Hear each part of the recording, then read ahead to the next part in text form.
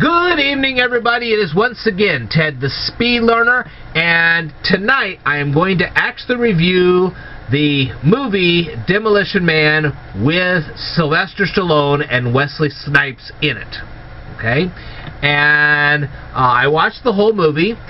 Generally speaking, it was a wonderful film. It's a fun film. The expletives, well, you kind of have to be a little more adultish to appreciate that, but you know, I don't exactly teach expletives here, nor do I condone them, but I mean, it went kind of along with the movie, so why not? But anyway, overall the film was pretty decent. I actually give it a solid B, but I want to see if you could answer these questions. I have a lot of questions about this movie, and I want you to see if you could actually answer these questions. So I give this movie a solid B. It is not particularly for kids, but whatever. Anyway, alrighty, let's start now. If you're gonna watch this particular video of mine, take the Demolition Man DVD, or if you've got it on your Roku or something like that, go ahead and start it from the beginning and see if you can answer these questions. And if you can't, maybe you can find somebody who can. Alright. At the beginning of the movie, you're telling me that all the crooks were there, and of course they were just launching all kinds of projectiles, and none of them could ever aim their projectiles correctly at John Spartan? Are you kidding me? Really? And where did Simon Phoenix get all of that gasoline? I'd like to know that too.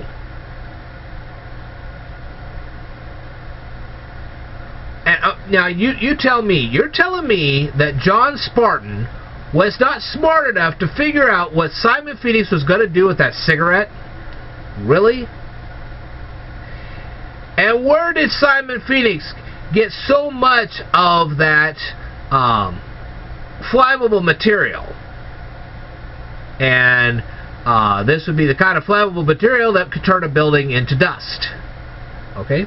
You tell me where Simon Phoenix got all that material. Oh, and they didn't perform any autopsies on the people that were in the building and find out how they really perished? Really?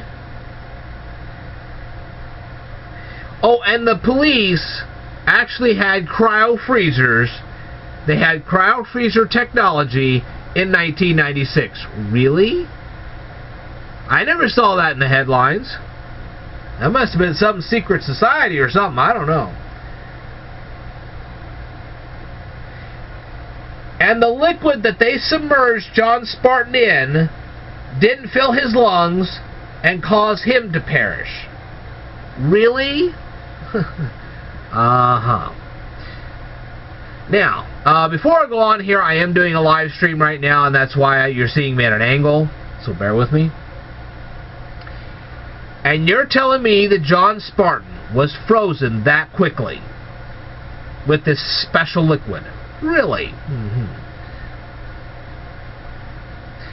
Now, since John Spartan's brain was being reprogrammed,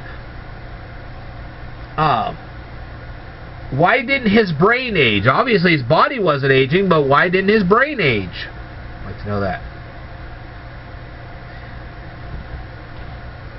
And no one noticed the spray paint apparatus? Really? And they didn't notice the periscope either? You gotta be kidding me. Lieutenant Huxley doesn't know what code 187 is?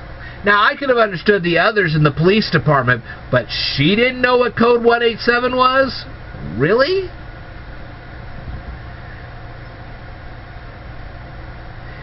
And police officers are sent out, but they don't know how to apprehend a subject. Really? That's interesting. Oh, and they had live ammunition in a museum. Name one museum you've ever been to that had live ammunition. I'd like to know that one. Now,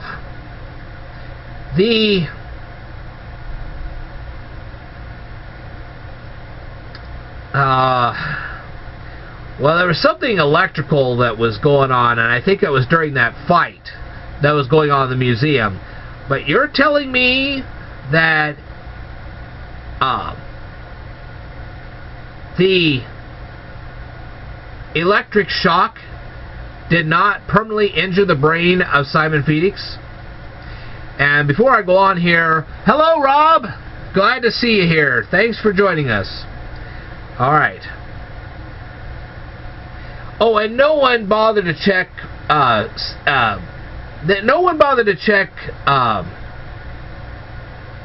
John Spartan's ID when he paid a visit to Raymond Cocteau. Really? I'd like to know that one. And why did John Spartan waste so much ammunition destroying all those screens? I'd like to know that. I mean, didn't John Spartan realize he was wasting ammunition? Raymond Cocteau didn't notice John Spartan leaving the room? He didn't notice that at all? Right. John Spartan is an expert shot, and he missed Simon Phoenix. I'd love to know that one. And the 1970 car. Okay, nice car. It still had gasoline in it, so it could drive. Right. And then on top of that, they push this button, and the elevator goes up, and it goes right through the museum floor. How does that happen? I'd like to know that. And remember, that 1970s car didn't just have fuel in the gas tank, it was fully functional. People actually kept up that 1970 car. Really? Okay. Now, obviously, Simon Phoenix, during the chase scene, was firing projectiles directly at the 1970 car. You know he struck the radiator, and the car still functioned. Really?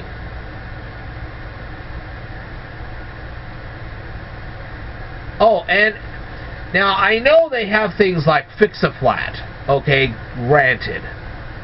But what technology makes a tire just suddenly reinflate as if it had never been struck by any object? Really?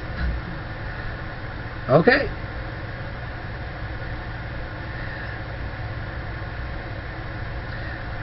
Now you got to keep in mind that John's head hit the concrete. Okay, they're in the car chase. John's head hit the concrete. He's not bleeding.